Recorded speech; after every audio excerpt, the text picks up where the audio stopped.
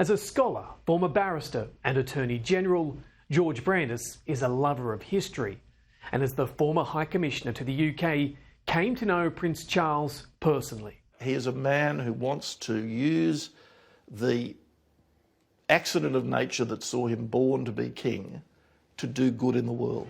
The pair's longest discussion was in London at Australia House in March of 2020.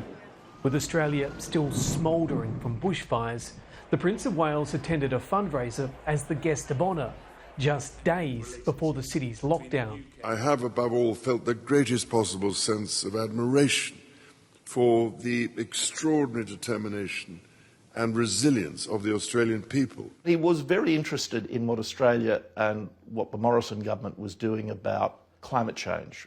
And I did take the opportunity to explain to him at great length, I mean, we were sitting together for about 3 hours, at great length and in great detail, the political complexity that Morrison faced at the time in getting a net zero target through the party room and through the coalition. It's fascinating. How did he find that? Well, he was absolutely absorbed. I mean, I remember I said to him, well, do you really want to know? Because if you want to know, I'm going to tell you how politically tricky this is. So I gave him, I guess you'd say, a tutorial. And I probably shouldn't go any further, but I mean, he took a very granular interest in the progression of that issue in Australia. As king, Charles can no longer involve himself in politics, but George Brandis says it goes to show how interested Charles is in Australia. I mean, Charles absolutely loves Australia. There's no question at all that he regards Australia almost as a second home. He's been back to Australia 17 times. Not only was he partly educated down under, I've been through my fair share of being called a pommy bastard, I can assure you. he once famously investigated buying property in Australia. How do you think he thinks he's perceived? It's a good question. I'm not sure. I think he just gets on with it. I think he just gets on with trying to do his best. Try and keep everything going. Absolutely. Come. Brandis suspects Aussies don't quite get the monarchy, an institution that has evolved over more than 1,000 years.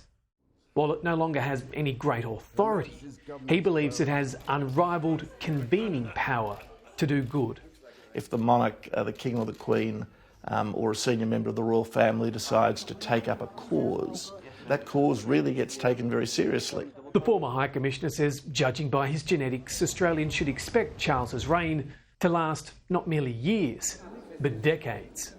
But he's young. He's a young sort of 70-something. I mean, he's not a grumpy old man at all. I mean, he's mentally extremely alert. 3 cheers for His Majesty the King.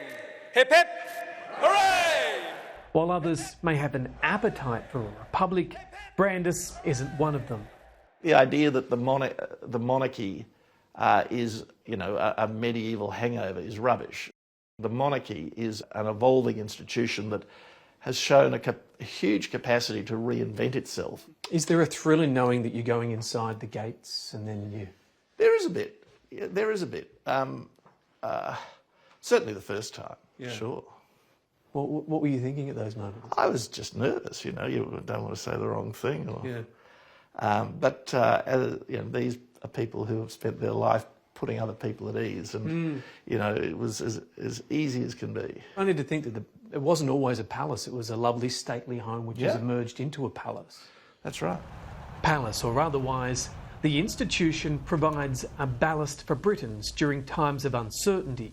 Some consider the current climate, while not as dire, similar to Queen Elizabeth's coronation in 1953. I mean, Britain has been through a terrible time. Let's be frank about this. I mean, there was Brexit, and whether you're for or against Brexit, it was a time of great turbulence. Then there was the pandemic, and then there was the political instability that saw 3 prime ministers in the space of 6 weeks. There is now, the energy crisis and so on, and the cost of living crisis. Britain is going through a very rough patch at the minute. As it looks for leadership and stability, many now turn to a new generation of royals who may fly the same standard but bring different, more modern views. Might I ask what sort of queen you think Camilla will make?